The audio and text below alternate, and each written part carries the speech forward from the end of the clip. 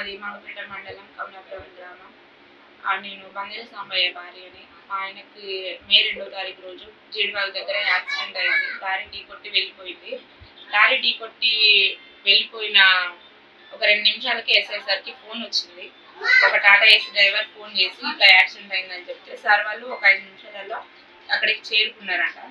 చేరుకొని లారీలని ఆపేస్తున్నట్టు ఇక్కడ లారీలను ఆపేసినప్పుడు సార్ కరెక్ట్గా మరి ఇక్కడ ఒక నిండు ప్రాణం పోయింది ఎవరి వల్ల అని సార్ ఆపేసినప్పుడు కరెక్ట్గా వాళ్ళని ఆ లారీ డ్రైవర్లని కరెక్ట్ ఎంక్వైరీ సీరియస్గా తీసుకొని చేస్తే సార్కి ఇది కనిపెట్టడం పెద్ద విషయం కాదు. ఆ రోజే తెలిసిపోయేది నేరం చేసిన వ్యక్తి ఎవరో, ఆ రోజే తెలిసిపోయేది. అసలు ఇంతవరకు నాకు ఎలాంటి న్యాయం జరగలేదు. కేసు పెట్టి ఇన్ని రోజులు అవుతుంది, మా ఆయన చనిపోయి నెల కావస్తుంది, ఇంతవరకు కేసు స్టార్ట్ కాలేదు. కనీసం స్టార్ట్ చేయడం కానీ ఏమన్నా న్యాయం చేసే ఉద్దేశం కూడా సార్ దగ్గర ఉన్నట్టు నాకు అనిపించట్లేదు. ఎందుకంటే మేము ఇప్పటి వరకు చాలాసార్లు వెళ్ళినాం. ఎన్నిసార్లు వెళ్ళినా కూడా ఫుటేజ్ లేదమ్మా, ఫుటేజ్కి రీఛార్జ్ అయిపోయింది, CCTV ఫుటేజ్ రీఛార్జ్ అయిపోయింది అని సింపుల్గా చెప్పేస్తాను.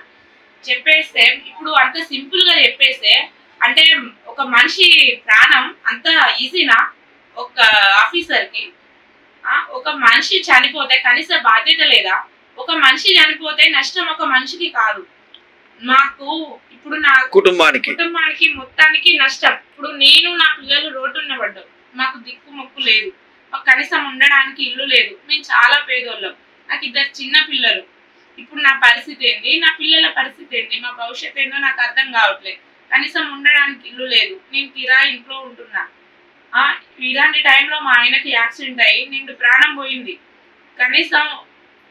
కనీసం పోయిన మా ఆయన ప్రాణానికి కూడా విలువ లేదా? అంటే ఇంకా ఎన్ని ప్రాణాలు పోయినా ఇంతేనా? ఎంతమంది చనిపోయినా ఇంతేనా? పట్టించుకోరా పోలీస్ వాళ్ళు?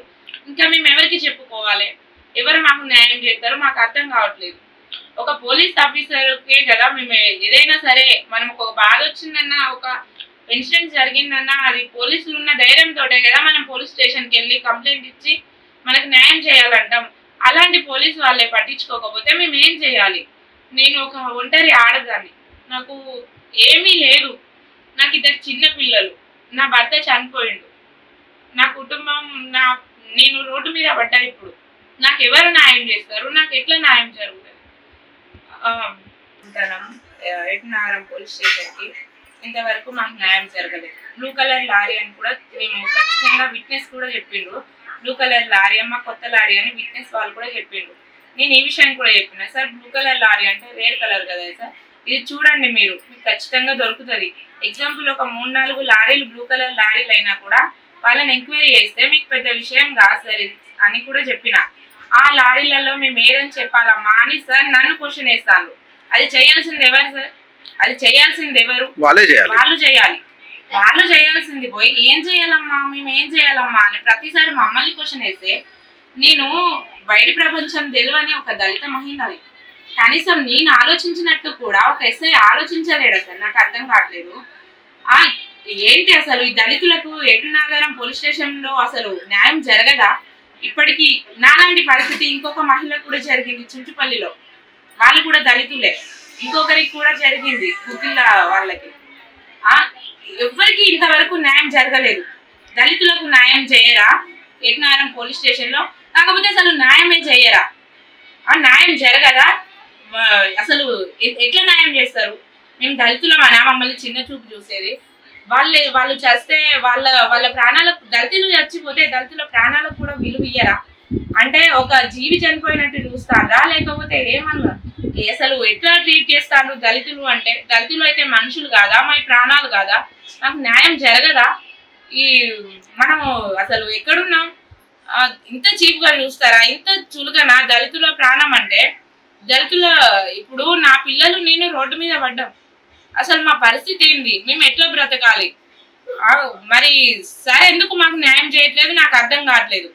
మరి సార్కి ఏమన్నా లంచం కావాలేమో నాకు తెలీదు, మరి వాళ్ళు ఇచ్చిండేమో, అందుకోసమే మరి వాళ్ళకు సపోర్ట్ గా మాకు నెగిటివ్ ఉన్నాడేమో. మరి అట్లా కావాలంటే మేమే ఇస్తాం కదా, మాకు న్యాయం చేస్తే మేమే ఇస్తాం కదా, మీకు న్యాయం చేస్తాం అమ్మ మాకు లంచం ఇవ్వండి అంటే మేమే ఇస్తాం కదా సార్కి. ఎందుకు ఇంత తప్పుదోవ చేసి ఇంతమంది జీవితాలను నాగం చేసి నాలాంటి ఆడపిల్లల తాళి తెగినా కూడా నాలాంటి ఒక దళిత ఆడవాళ్ళని నా చిన్న పిల్లలు వాళ్ళు ఏం పాపం చేసిండ్రు సార్? నా పిల్లలు ఎందుకు ఈ వయసులో తండ్రికి దూరం కావాలి? నాకెందుకు ఈ వయసులో ఈ పరిస్థితి రావాలి? కనీసం జాలి కూడా లేదా సార్ ఒక పోలీస్ ఆఫీసర్కి? కనీసం ఒక సాటి మనిషిగా కూడా జాలి చూపెట్టైనా కనీసం అంత కూడా ఆలోచించలేడా? కనీసం ఒక మనిషిగా కూడా న్యాయం చేయలేడా సార్? ఎందుకు సార్ అసలు ఇంతమంది ప్రాణాలు పోతా అంటే ఒక ఎస్ఐ ఏసీ రూమ్ లో కూర్చొని ఎందుకు సార్ శాలరీలు ఇంత శాలరీలు తీసుకొని ఎందుకు? మాలాంటి వాళ్ళ ప్రాణాలు ఇంకెన్ని పోవాలి సార్? ఇంకెంతమంది రోడ్డు మీద పడాలి? ఇంకెంతమంది జీవితాలు నాశనం కావాలి ఇలాంటి పోలీస్ ఆఫీసర్ల వల్ల? ఇలాంటి పోలీస్ ఆఫీసర్లు ఎందుకు సార్ మరి ఉండేందుకు? అవసరం లేదు కదా. అదేదో మరి మీ సౌ మీరు జావండి అని పోలీస్ స్టేషన్ తీసేయండి, అక్కడ ఎస్ఐని తీసేయండి. మీరు ఎంతమంది వచ్చినా మాకు అవసరం లేదు. మీకు ఏమైనా కూడా మాకు అవసరం లేదు. న్యాయం చేయమని చెప్పండి సార్. మేము ఆ పోలీస్ స్టేషన్ మెట్టు కూడా దొక్కాం సార్, అటు వైపు కూడా చూడం. చెప్పండి మరి, ఇదైనా ఖచ్చితంగా చెప్పండి. మాకు ఏదో ఒకటి మాకు చెప్పండి సార్. మాకు న్యాయం చేస్తారా?